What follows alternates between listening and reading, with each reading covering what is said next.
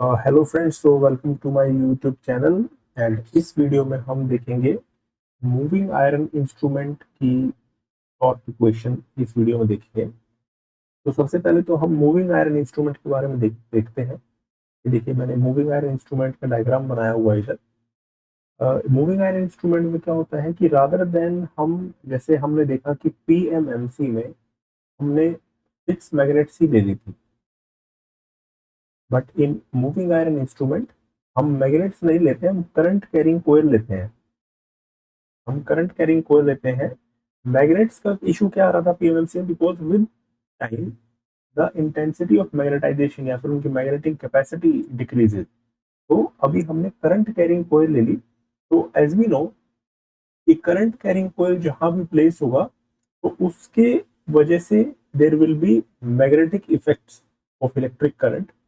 And when this electric current will pass through the coil of the instrument, it will generate a magnetic field, and this field will create a force on this movable soft iron.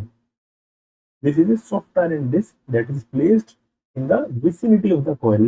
ये soft iron हमने इस coil के पास रखी है, और जब इस coil में से हम करंट पास करेंगे तो मैग्नेटिक फील्ड जनरेट होगा, और इस फील्ड की वजह से इस सॉफ्ट आयरन पे फोर्स लगेगी। ठीक है, ये जो फोर्स लगेगी इसकी वजह से कपल जनरेट होगा और ये रोटेट होना चालू हो जाएगी दिस मूविंग आयरन डिस्क। तो हमने अभी इसमें क्या क्या देखा कि जो मूविंग आयरन इंस्ट्रूमेंट है उसमें दो तीन चीजें हमें ध्यान रखनी है। पहली कि इसमें करंट कैरिंग कॉइल होती है।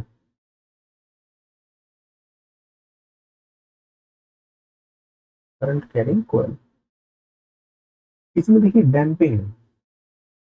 डैम्पिंग जो डैम्पिंग है वो प्रोवाइड करी जाती है किससे?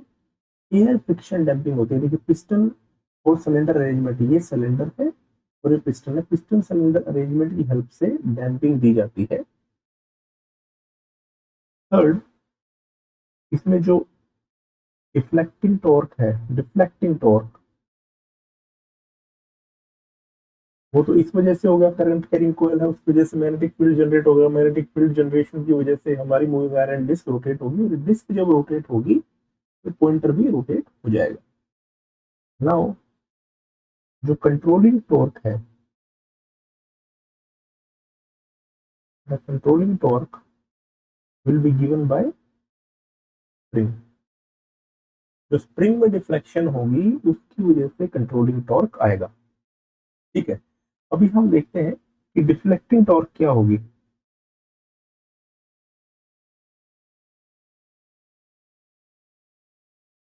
तो friends, deflecting torque in moving iron instrument is given by half I square D L by D theta. ठीक है, मूविंग क्या दी जाती है? Half I square D L by D theta. L is inductance. और जैसा कि हमने देखा था, कंट्रोलिंग टॉर्क तो होता है के थीटा।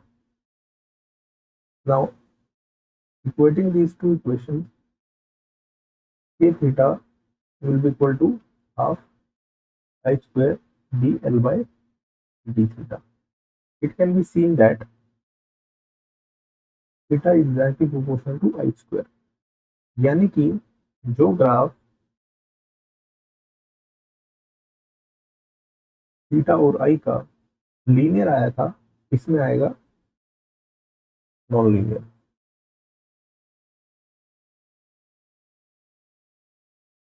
ठीक है, नॉन लीनियर। अब पीएमएमसी और मूविंग आयरन इंस्ट्रूमेंट में हम दो तीन चीजें देख लेते हैं। इधर इधर जो डैम्पिंग टॉर्क थी वो किसने दी थी? एडी करंट ने। इधर डैम्पिंग टॉर्क कौन दे रहा है? Air friction. PMMC was measuring only DC. It will measure both AC plus DC. इधर टॉर्क की इक्वेशन क्या आ रही थी, एन बी आई ए। इधर हमारी टॉर्क की इक्वेशन क्या है,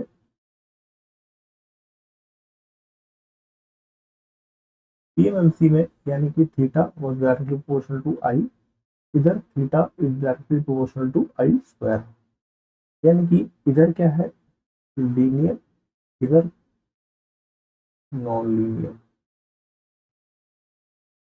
तो ये हमने मेजर मेजर चीजें देखी कि मूविंग आयरन इंस्ट्रूमेंट में टॉर्क की इक्वेशन क्या होती है और टॉर्क जो है वो वेरी कैसे करती है इन विद रिस्पेक्ट टू करंट। एक और चीज इसमें एक इंपॉर्टेंट है, उसको भी आप देख सकते हैं कि पीएमएमसी रीड्स एवरेज वैल्यू,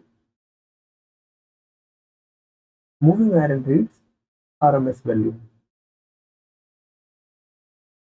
ठीक है, आरएमएस वैल्यू तो हमें पता ही है, आरएमएस वैल्यू किसी भी फंक्शन का निकालना हो तो कैसे निकालते हैं, under root of, root mean square है ना, तो अंडर रूट ऑफ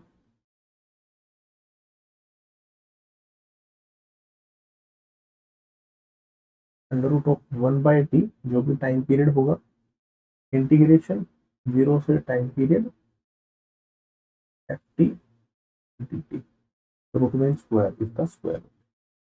ठीक है, तो इस तरीके से हम रूट मीन स्क्वायर वैल्यू निकालते हैं किसी भी फंक्शन की। तो ये हमारा मूविंग आयरन इंस्ट्रूमेंट का लेके था। अगर आपको वीडियो पसंद आई हो तो please hit the like button, and इस मूविंग आयरन इंस्ट्रूमेंट की ये पीडीएफ मैं अपने टेलीग्राम ग्रुप पर शेयर कर दूंगा। इस टेलीग्राम ग्रुप का लिंक अभी डिस्क्रिप्शन में मेंशन है। Thank you very much.